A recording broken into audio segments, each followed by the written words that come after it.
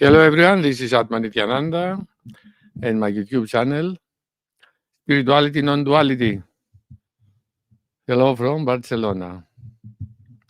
Today I would like to speak about Teachings of Babaji, which is my beloved master, guru, brother, and father, and everything. I don't know why there's this problem with the background. I don't know. Anyway, today I would like to speak about the teaching of Babaji, which is the one who have changed my life. I was engaged in spirituality since 1992. I was participating in courses in Athens. I'm from Greece. So in the Gnostic movement. And after 10 years, in the year 2002, I started, Babaji called me to India. I went first in the ashram of Chilianola, the ashram of Muniraji Maharaj, the first most important disciple of Hairakhan Babaji. And then I went also to Hairakhan, and then my life have changed totally and forever. Thanks to Babaji. I'm grateful that Babaji came in my life. Of course, it was something I was looking with all my heart. I wanted to find a teacher, something that could help me to change, to find God, to realize what really is God. So I had the opportunity to visit the ashrams of Babaji in India, Hairakhan ashram and Chilianola ashram, every year, once or twice, sometimes from 2002 to 2008. And I had also the opportunity to visit the ashrams of Ramana Maharshi. 2 months I had the opportunity to practice for 2 months in the ashram of Ramana Maharshi in Tiruvannamalai, South India. I also visited many times, not so many, but every year, not every year, but many times, I don't remember now, the ashram of Swami Sivananda in Rishikesh. I had the opportunity to practice in his room, to participate to the satsangs. Hello. Welcome in this broadcast. I'm happy we can share this energy of Babaji teachings and our presence as well. So I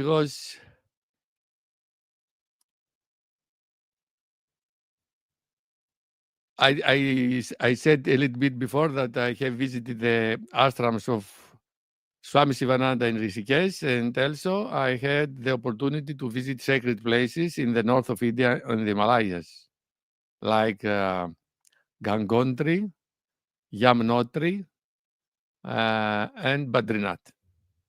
Badrinath, I'm not sure, I have visited Badrinath 2 or 3 times, and also Gangotri 2 or 3 times. I can say that Gangotri also captivated my heart. It's a very pure place. It's about 3,200 meters altitude.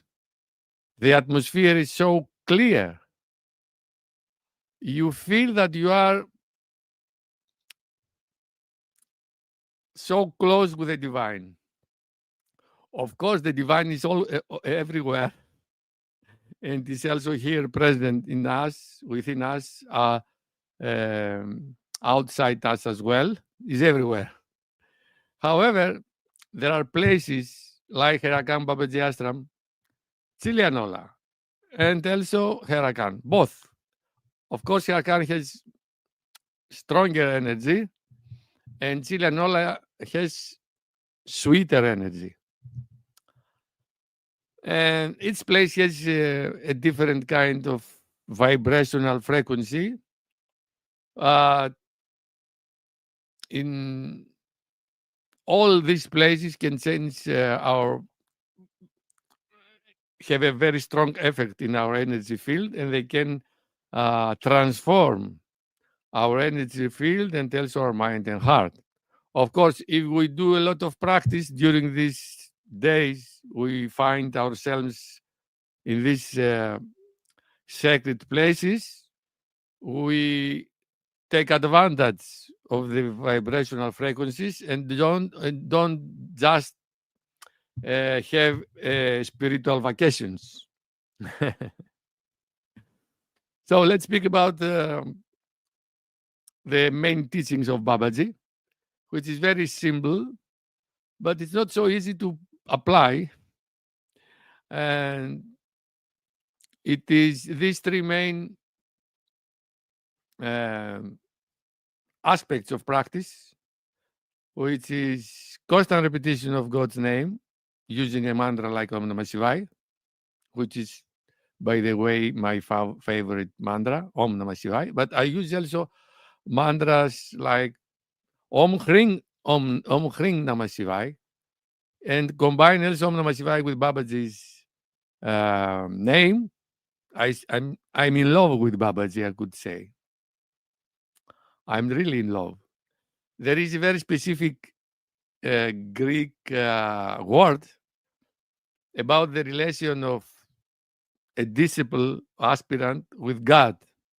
It's very peculiar word, does not exist. Okay, you may have heard this word. It is eros or erotas. Eros is a very unique word in Greek language, which means this deep love beyond words with God, but also with any other thing that captivate your heart and mind. So it is not love. Okay, we can use these words equally, but in reality, erotas is something different. And it is not possible to translate this, to explain you, because you have to live it. There are, I think, in all languages, there are words, but that cannot be translated in other languages. Jai Sri Lord Babaji. Lord Babaji lives in our heart as the silent presence of consciousness. Babaji, as a guru teacher, had a form, but Babaji is not the form. Babaji is the formless consciousness, which is God itself. So, first teaching aspect of teaching of Babaji, repeat constantly 24/7 the name of God. You can do this in sitting sessions, morning, evening, and for 5, 10 minutes, 15 minutes breaks during the day. You can have a break from your work or your activities and dedicate these 5 to 15 minutes to the repetition of the mantra and concentrating, remembering God or connecting with the inner silence. Remembering God not as a form, concrete form, results to connect with this inner silence, which is it's a live silence, which is God itself in our being. And in fact, our being is also God. God is being, existence, and consciousness, and this is what we experience here and now. God is not something external to us, something different from our existence, our bigness. That's why when I went for first times in India, and I started to, I don't know, it's not okay. This is the book. I don't know why. Okay, anyway, this is the book of Babaji. Here? I don't know. There is a problem. This is the feet of Babaji. Okay. What I wanted to say? Okay. Anyway, I have forgotten. Anyway. So, first teaching, repetition of God's name. And as I said, Om Nama Shivay Babaji suggested, and also the name of an expression of God, let's say Narayana, let's say Krishna, let's say Jesus Christ. What you feel in your heart, repeat this name constantly. However, Babaji suggested mostly Om Namah Shivaya, which is my main mantra. And as I said a little bit before, I combine this mantra with Hring, Om Hring Namah Shivaya, and also with the name of Babaji, which is my beloved teacher. Om Sri Hairakhan Om Namah Shivaya, Om Sri Hairakhan Om Namah Shivaya, Om Sri Hairakhan Om Namah Shivaya, Om Namah Shivaya, Om Namah Shivaya. This is the first teaching. I was telling that we repeat the mantra in sitting sessions, morning and evening. We're going to have some breaks from our activities and job, 5 to 15 minutes to concentrate totally in the mantra and in the silent space of consciousness, which is God itself in ourselves. I remember. So Babaji, when I was in India, second time, I was reading this book of Babaji, Teaching of Babaji, or some other book, and Babaji was saying, I am in your heart. And I thought, how can Babaji be in my heart since he's a different entity? How can be? I am always with you. Okay, how can be Babaji always with me since I am now in Hairakhan, tomorrow in my country, or wherever may be? How is this possible? Is this possible because Babaji is not what we see through the eyes? It is the formless consciousness that abides in our existence, in the existence of all human beings and all beings in general. However, only human beings can realize and experience consciously this God or divine consciousness. So Babaji is always with us because Babaji is the eternal, formless, infinite, absolute, whole, blissful, peaceful, loveful consciousness. So the moment awakening happened in me in the year 2008, I realized at that very moment, of course, what really I am, this consciousness. But after some time, I had this insight that Babaji is always with me, in me, because Babaji is this consciousness that I had realized as my true self. However, Babaji has also a specific form, a specific field of energy, because every expression of the formless divine expresses itself in a unique way. So you can feel the energy of Babaji. If you are connected with Babaji, you feel this specific energy. So repeat always Om Namah Shivaya, remembering God as a formless something is something to concentrate on something without being something specific, a specific form. Okay, if it's difficult for you, this, you can repeat the mantra, Om Namah Shivay, Om Namah Shivay, and concentrate on the form of Babaji. This was my favorite practice when I started to practice these teachings of Babaji, because I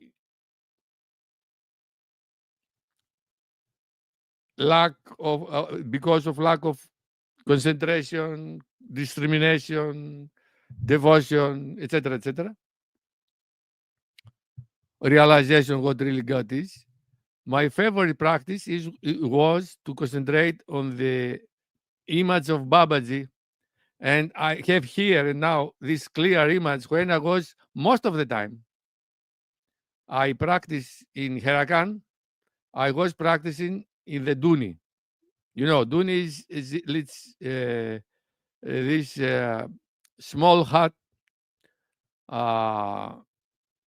near the river Godami Ganga, and I had the opportunity, the grace of Babaji, to pass many hours meditating, morning and evening, afternoon, many hours. I was meditating in the Duni, and I was concentrating in the photo that is in a wall, on a wall, behind the fire kund. I have this.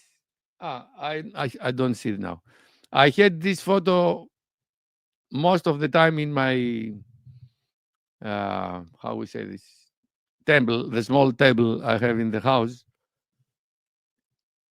I have this specific photo. So I was focusing on the form of Babaji most of the time. And other times I was focusing on the sound of the mantra.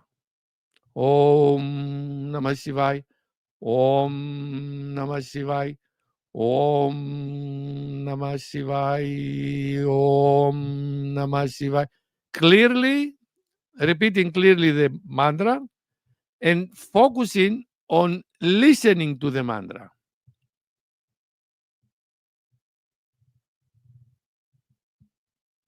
It's important to say, to repeat the mantra clearly, Om Namah Shivay, but also very important to get in touch with the inner silence is to listen to the mantra. Because listening is like being aware. Saying the mantra, repeating the mantra, clearly giving importance to the sound, Om Namah Shivaya, is important because we create much more clear sound which transforms our mind and energy field. But equally important is to listen to the mantra, because listening to the mantra means I am aware. I take the attitude of the witness or of the observer.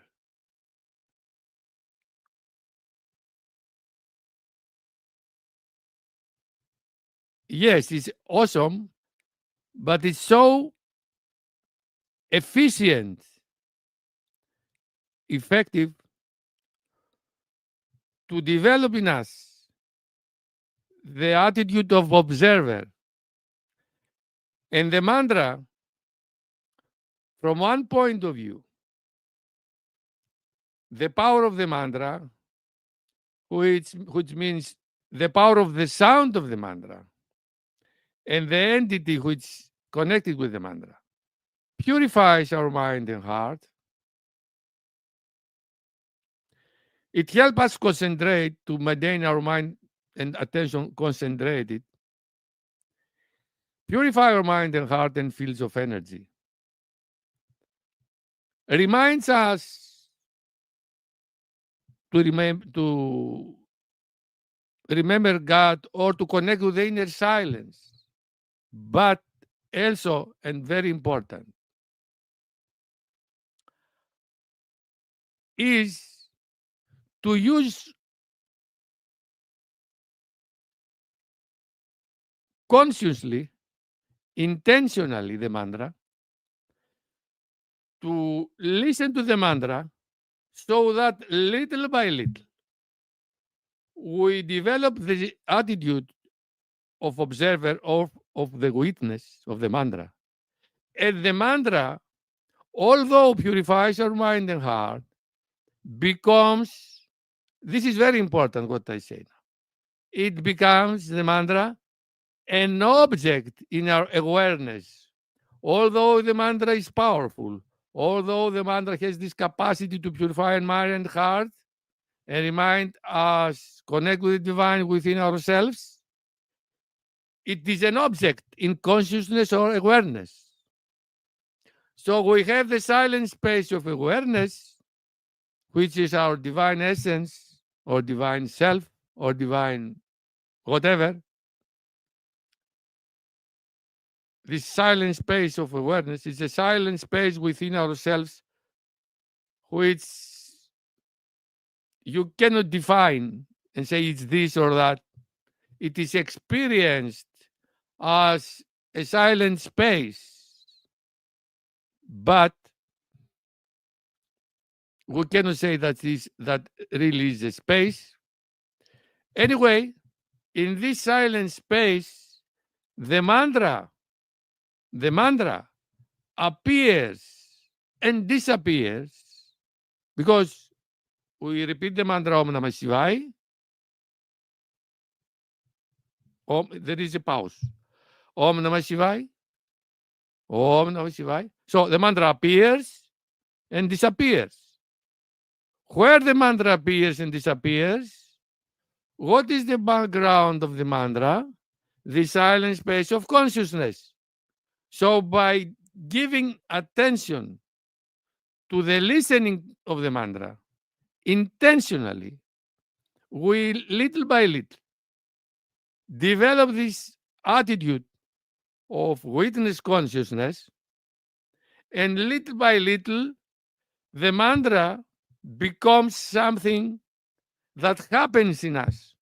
Although it is us, we repeat the mantra becomes an object in our awareness, and we become the observer. We become, is a way to say it, it's not because already are.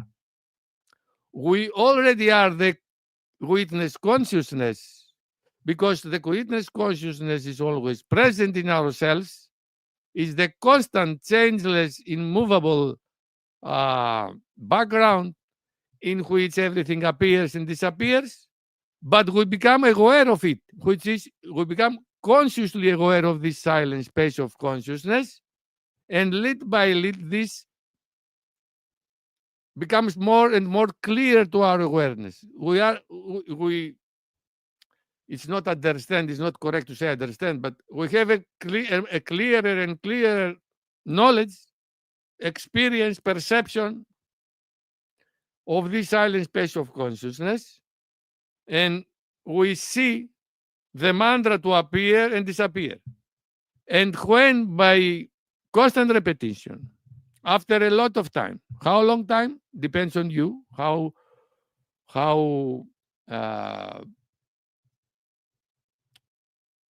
systematically and how frequently, how systematically you repeat the mantra every day. After some time, the mantra, the repetition of mantra becomes a habit. What does it mean this? That we don't need to make some effort, even though subtle effort, to repeat the mantra. It happens by itself. When this happens, then we more remain as the witness awareness that this mantra appears.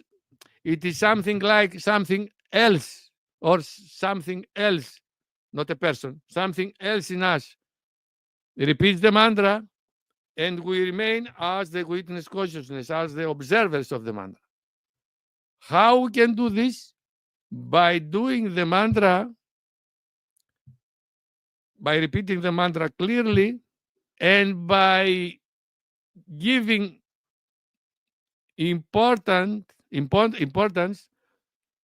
to the listening to the mantra. So I listen to the mantra. I say the mantra in the beginning, because the mantra is not a habit. We have to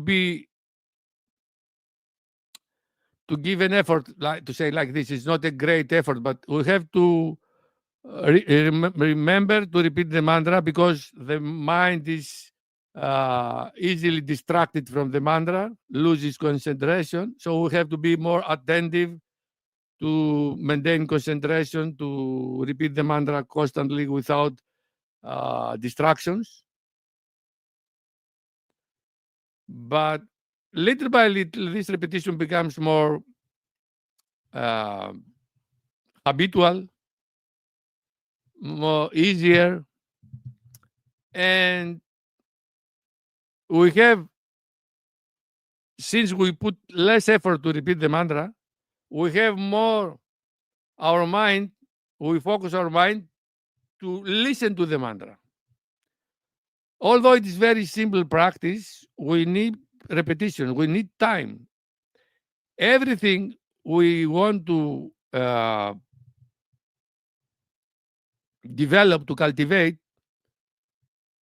the main factor is repetition and time.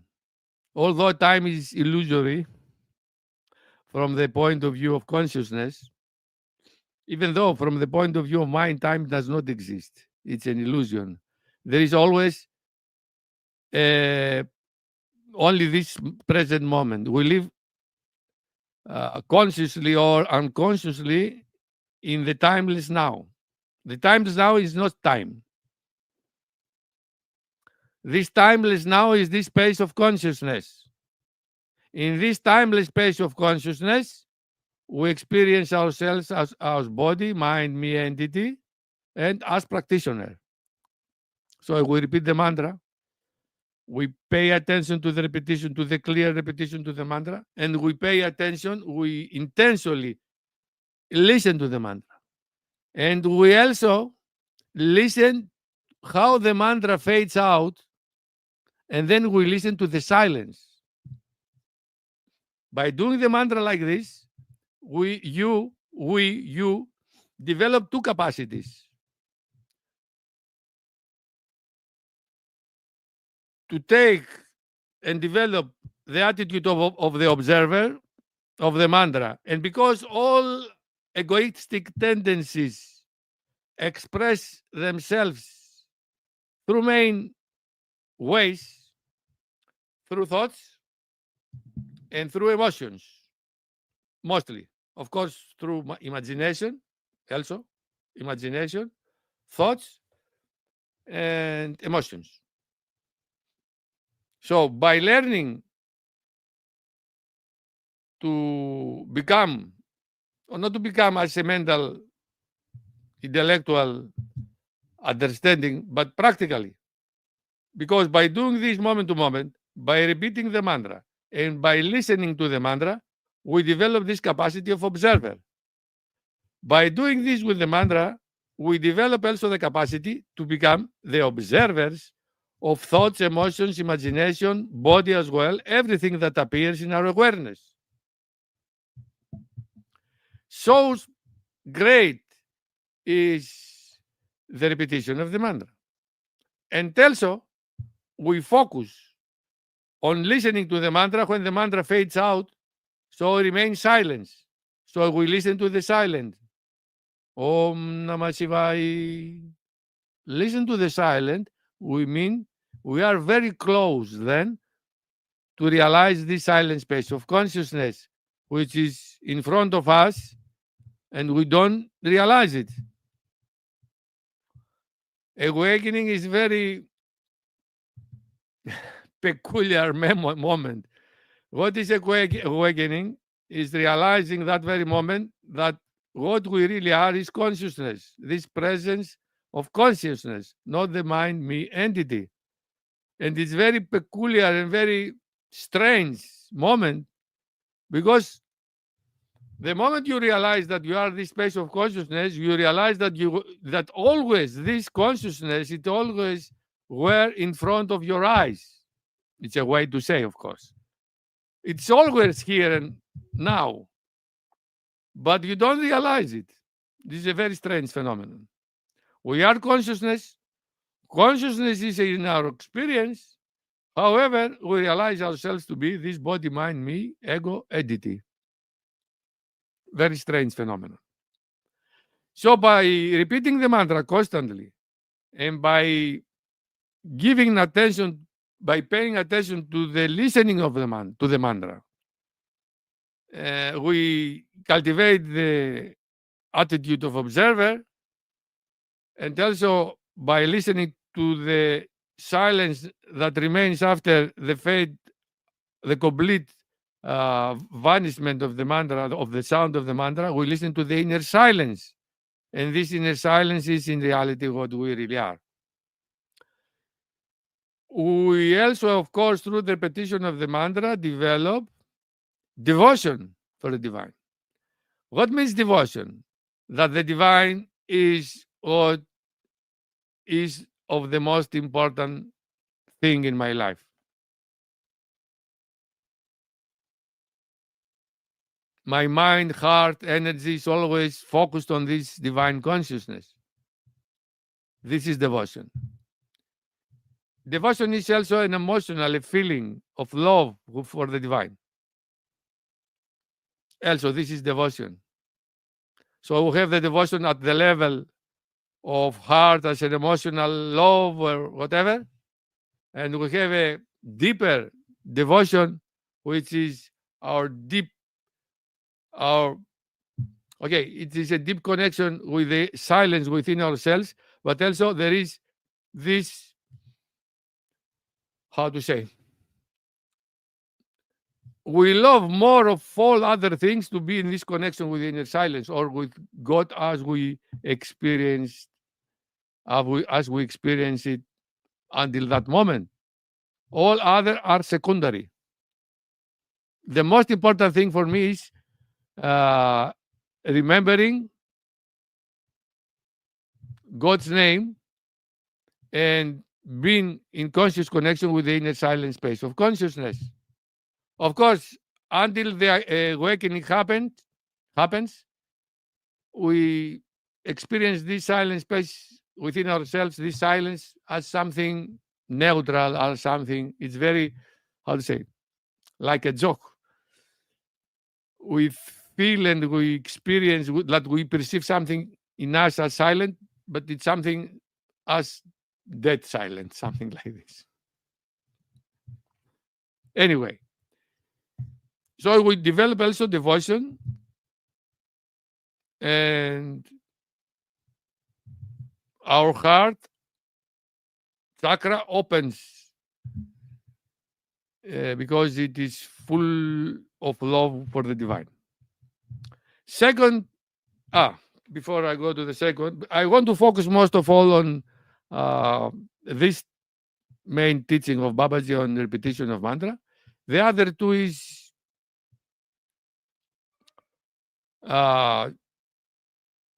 doing actions, do a lot of action as a service of humanity, but also in the spirit of karma yoga, because Babaji spoke a lot about karma yoga. But according to my understanding, it was focusing mostly as a service to humanity, but in reality, karma yoga is more than this. Sometimes I think he spoke also about this, but most of the time Babaji was focusing in the aspect of serving humanity selflessly, without as a God service, this is as a God service is very close. This is, but also means that I let go the desire for the results of the action, of the fruits of the action. So I do an action. I do not do this action so that to get something as a reward. This is also in service to humanity, is as an offering to the divine, and also I let go any anticipation or desire for the results of my action. Even I don't seek even a thank you. I don't wait to hear, oh, thank you, very well done, etc., etc. I do what I do for the sake of God, nothing else. Why? Because if we do this in this spirit, then the ego, because all actions, or what we call egoic actions, is because our ego wants to get something.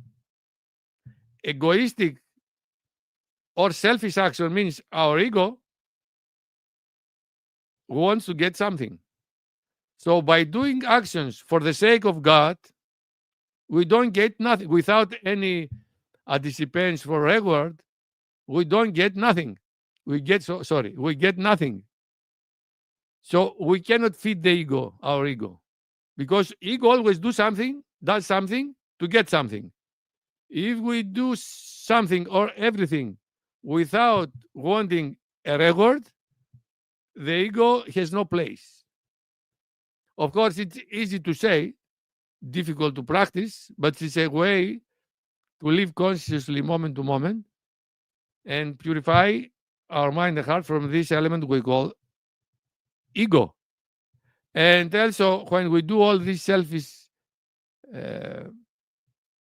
not selfish, sorry, selfless, sorry, all these selfless actions, we repeat the mantra, the name of God. So at the same time, we remind ourselves through the mantra to concentrate to God consciousness, which practically is to concentrate in the inner silence within ourselves. So we give, as Sivananda said, we give our body and our heads and to action, and part of the mind also to action, but mostly we maintain our mind to God. And the third aspect of the message of Babaji was live in love, truth, simplicity, and love. Truth is God itself, the silent space of consciousness, which we try to live moment to moment by repeating His name. Its name, His name, because it's not neither female nor male. Its name, and beyond also this. But anyway, we can use some word. So, truth is God itself. And what is God? Formless existence and consciousness and bliss. Sat Chit Ananda. Sat Chit Ananda. Sat Chit Ananda is our being. It's our consciousness. It's this our being, our consciousness is the universal being and consciousness. There is no, in fact, in reality, there is no personal being.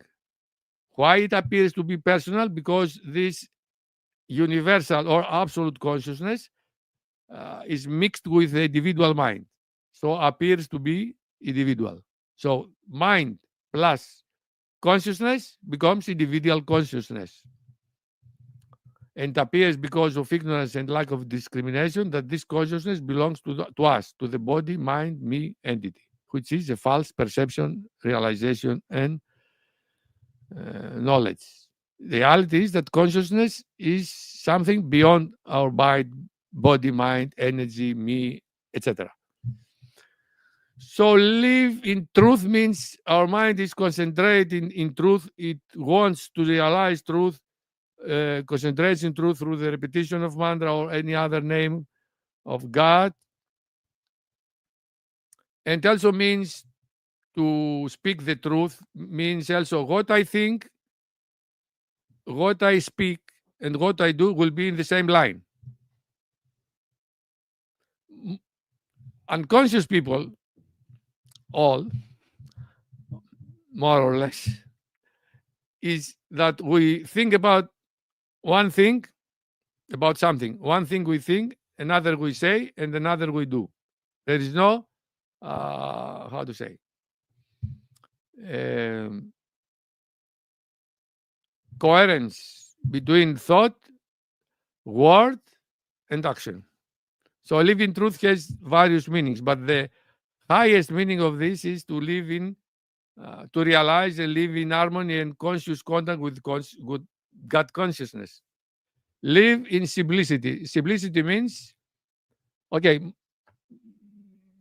with the necessary things to survive, without having desires to get name, fame, money, pleasures, whatever, comforts, only the basics. Okay, basics means according to our needs and situation. It's not the same for all.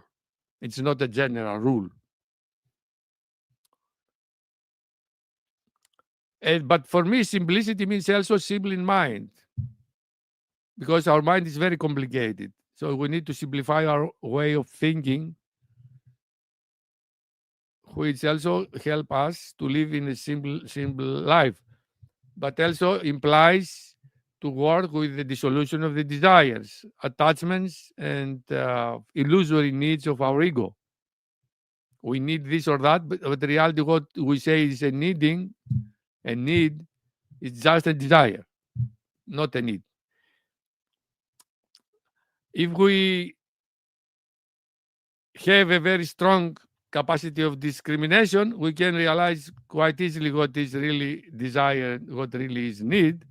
But because it is difficult to get to get this high state of discrimination, okay, we may have some degree of discrimination. Sometimes it's not so clear. So we confuse needs with desires. I need this, but in reality, I desire this. Okay, all these things, little by little, if you are sincere by practicing and by purifying your mind and heart and eliminating the egoic tendencies, desires, etc. And by all these higher capacities like discernment develop, and we are more and more capable to discern what is really desire or need. And the third aspect of this teaching is in living love. In reality, love has two basic aspects. It is the emotional love, this human love we feel, because as humans we love our father, our mother, our children, our husband, our wife, etc., our friends, whatever, our country, which is a human love. We have to develop also this, but to develop also this love we call uh, unconditional love. That means I love someone not because is my something I attach or identify with, but because of the sake of love. And this to happen means it is necessary a great purification of mind and heart and elimination of egoistic tendencies, especially desires. We have desires, and other beings become the means to fulfill desires. So we of course, this is not only the only reason we have relationships, but this is very strong in our psyche. Although we may love people because of love, this under um, underneath this uh, how to say, this pattern of the ego to use others for as a means to satisfy its desires, it works also with a genuine love. So don't it happens. So to love others unconditionally, what does it mean?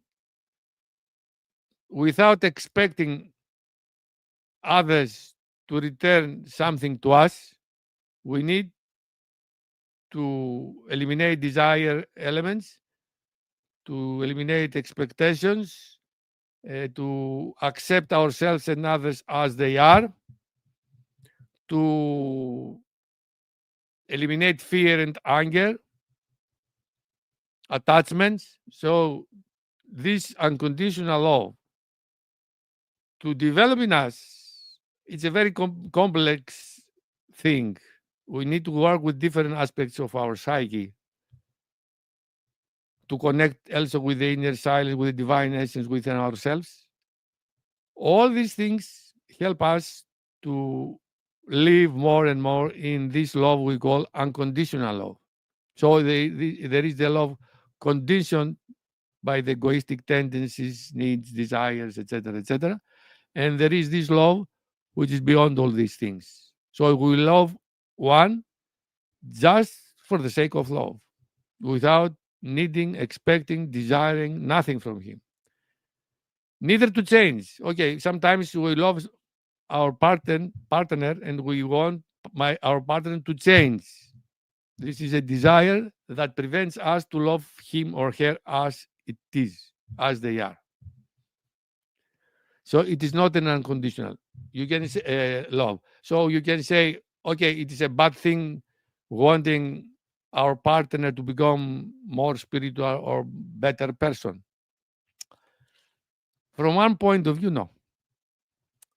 But wanting this as an attachment to this creates the problem.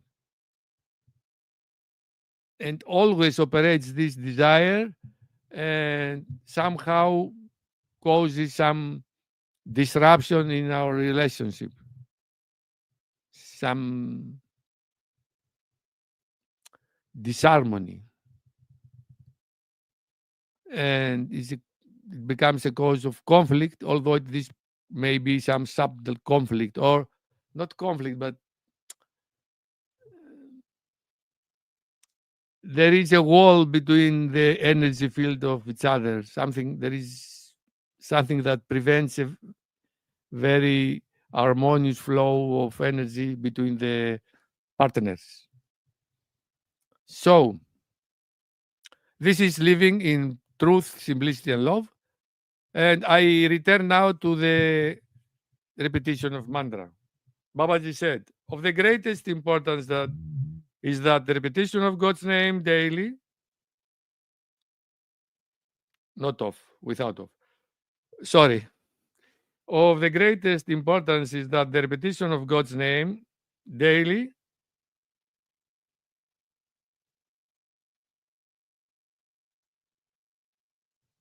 something is missing. I don't understand. Of the greatest importance is that the repetition of God's name daily something must increase. I don't know, something like this. Something, there is a grammatical issue here. In this way, your heart and mind must be intensified. Great importance is that the repetition of God's name daily must increase, something like this, because I remember this saying of Babaji. In this way, your heart and mind will be purified. Only then you will find God in yourself. So here says very clearly that without purification of mind and heart, we cannot realize God consciousness within ourselves. What is needed is a pure mind and heart, because it's like a crystal water. The sun can clearly reflect on the clear water. If the water is moody, there is no clear reflection. Likewise, when the mind is clear and heart are clear, then there is a clear reflection, so we can experience without obstructions this subtle silent space of consciousness. The mind can be purified only by japa. Japa means repetition of God's name or a mantra. This is the only medicine for the disease of the mind. Disease of the mind. In fact, the impure mind is a disease. The pure mind is an instrument of consciousness. If your mind and heart are impure, how can God live in your heart? The water to clean your heart is the name of God. So teach everyone to repeat the name of God everywhere. These very two paragraphs explain very clearly this teaching of Babaji related to the repetition of mantra. I do not want idle people. Japa, repetition of mantra, does not take the place of karma. Karma means action, but means the action in the spirit of karma yoga. Japa and war go together, and karma yoga. You must be active in God's work, like King Janaka, who ruled the kingdom always with his mantra in his mind. Arjuna fought the Mahabharata battle constantly remembering God's name. He gives threats to the importance of repeating the mantra constantly, moment by moment, throughout the day. I do not want, and again gives importance to the combination of the repetition of mantra with karma yoga, action and mantra. I do not want Japa to be a pretext for idleness. Babaji spoke again and again about idleness, about laziness. He didn't like lazy people. If you are here, you have to work very hard and repeat God's name very consistently without a break. Here is, how to say, a training place, or how would you say, a place of transformation, a place that you have to be in action constantly, repeating the name of God. Do japa with your work and be liberated. Gives also the meaning of the message of liberation. What means liberated? Liberate means from the egoic tendencies, selfish tendencies, and liberation means to realize God. Because the moment we realize that we are God, we stop identifying ourselves with the body, mind, me entity. I do not want God's name to be like stagnant, moody water, but like sparking, running water. Work and be light repeats God's name. With a concentrated mind, always repeat God's name. You must always have good thoughts for each other when you meet. Say, Jai Mahamaya Ki Jai. You can ask me, tell me. If you repeat the God name constantly, how you can have negative thoughts? Okay, this is the theory, but practice is difficult. So we, because of the egoic tendencies, we stop the repetition of mantra, and our mind starts this inner talking, mostly negative, or anyway. Mahamaya is the great energy of the universe. Jai Mahamaya ki Jai, Bole Baba ki Jai. This is what I wanted to share with you in this presentation. I want also to remind you that this is my, here. This is my book. You can find this book in Amazon. Liberation with the Power of Mantra. Liberation with, I don't know if it's appeared well, but or the other way around. Anyway, liberation with the power of the mantra. This is my book. Based, you can find this book in the platform of Amazon. It's a very practical book. This is my experience based on Babaji teachings, but also my previous experiences in spiritual life, and also my experiences from the teachings of Swami Sivananda, which is also one of my beloved teachers, Swami Sivananda and Ramana Maharshi and Nisargadatta Maharaj. I could say these four teachers from India, Hairakhan Babaji, Swami Sivananda, Ramana Maharshi, and Nisargadatta played the most important role to this inner process of inner transformation and awakening of consciousness. And of course, Babaji has the first place in my heart. However, I love all of them. I could say Babaji first, Nisargadatta, Sivananda, and then Ramana Maharshi. But all of them helped me a lot. Most of them, Babaji, because Babaji not only because of his teaching, but because I had the opportunity.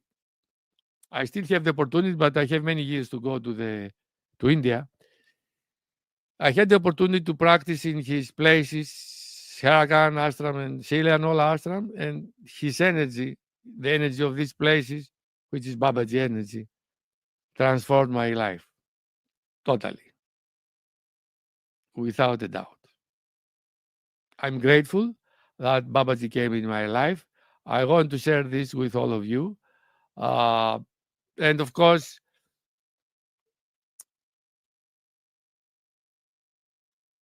the love of Babaji and the help of Babaji is great, but without our effort, Babaji told this many times, without your effort, nothing can happen. You receive here great power and light, but you have to, as I read a little bit before, you have to practice constantly with devotion, concentration, hardly to advance to this inner journey and create radical transformation and eliminate the egoistic tendencies that prevents us from experiencing that we are divine consciousness. Not only experience God consciousness, to realize that we are God consciousness itself. We are not a body, mind, me entity. We are divine consciousness. This consciousness is here and now, but we identify with the physical form and the ego and all thoughts, emotions that the ego creates.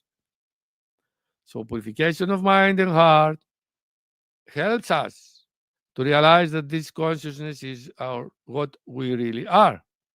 And this body, mind, me entity is just an instrument of this consciousness. The only means is to practice constantly, moment to moment, day by day.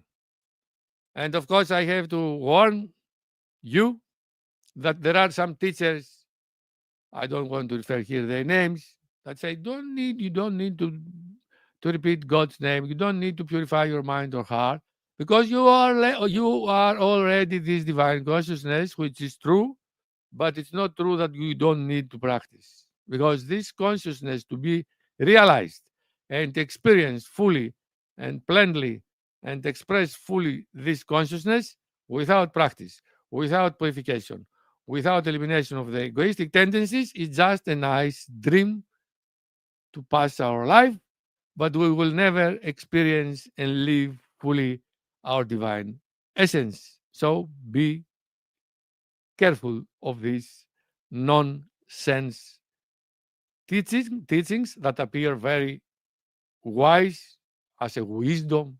You are already that. So don't practice. You are already Brahman. From the absolute state of you is true. From our state of being, it's untrue. It's true, but it's not untrue because we don't live it. And the only way to live this is practice. So it's better to practice because, as Sivananda said, it's better we have the ego. It is better to have the ego and practice and have the ego without practice. Because ego without practice means a stronger ego.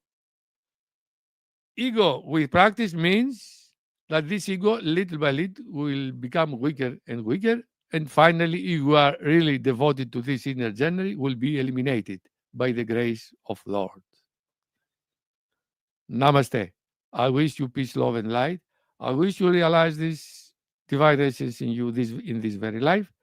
I wish you to live more and more the peace and plenitude and freedom of your inner or divine essence, which is here and now as a silent space of consciousness, and live less and less the how to say, disharmonious uh, vibrational frequencies of the egoistic tendencies, or more simply, to live less and less the misery and pain and suffering that the egoic tendencies create in you. Peace, love, and harmony. Namaste. Bole Baba ki Jai. Bolo Hairakhan Varimata ki Jai. Jai Mahamaya ki Jai.